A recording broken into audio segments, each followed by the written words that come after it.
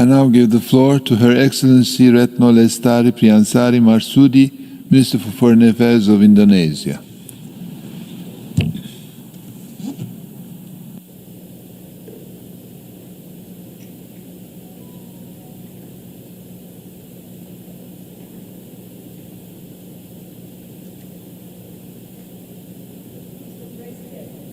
Mr. Secretary General, I'm here today to fight for humanity. I'm here today to fight for justice for the Palestinian people. I'm here today to call for an end to the violence and for immediate ceasefire to save the lives of innocent people, including women and children. The safety and well-being of mankind is always our number one priority.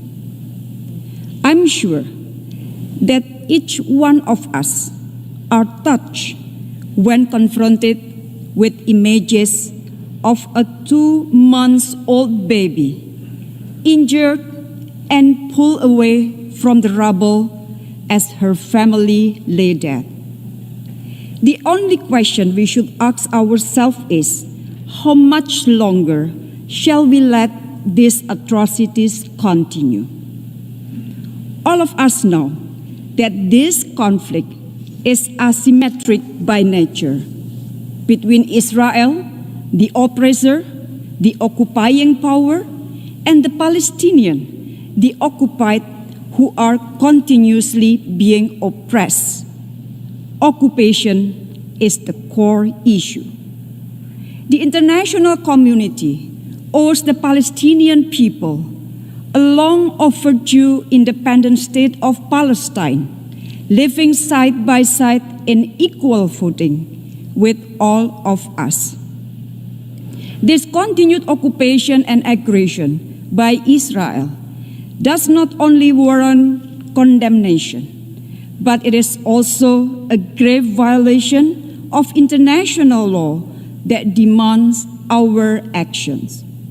Thus, I call the UN General Assembly to take 3 actions. First, stop the violence and military action to prevent further casualties. At the same time, the General Assembly should demand for an immediate, durable, and fully respected ceasefire. All avenues must be exhausted to de-escalate the situation urgently, as we also support continued and relentless effort by the Secretary General. Furthermore, we must be able to prevent future recurrence of the atrocities. In this regard, the General Assembly should call for the establishment of an international presence in Al-Quds to monitor and to ensure the safety of the Palestinian people in the occupied territories and to protect the status of Al-Haram Al-Sharif compound, the holy place for 3 religions. Second, to ensure humanitarian access and protection of civilians.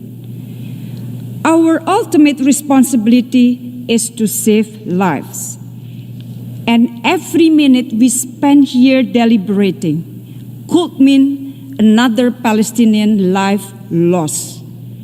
I call the General Assembly, together with UN agencies and other actors, to step up efforts in providing humanitarian assistance to the affected Palestinian people.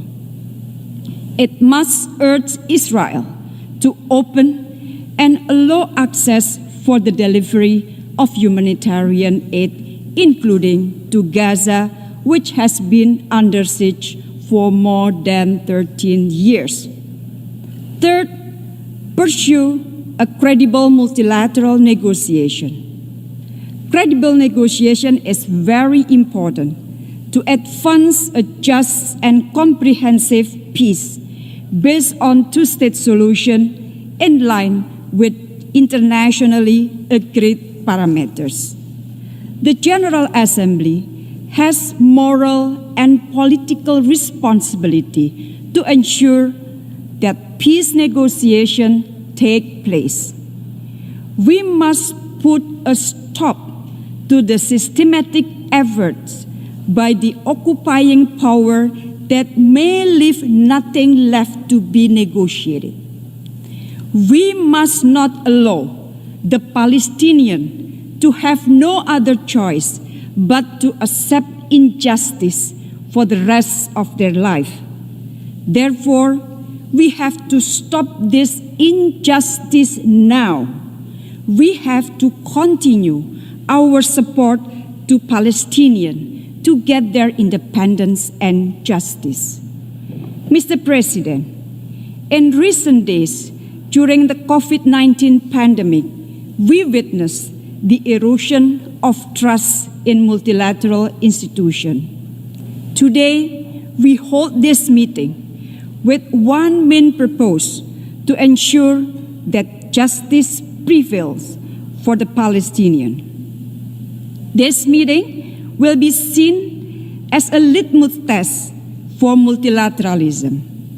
We must remain committed and stand united in our efforts against all illegal acts of Israel toward ending the occupation in Palestine.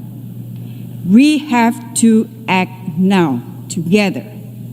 UN has to act now. I thank you. I thank the Minister for Foreign Affairs of Indonesia for her statement.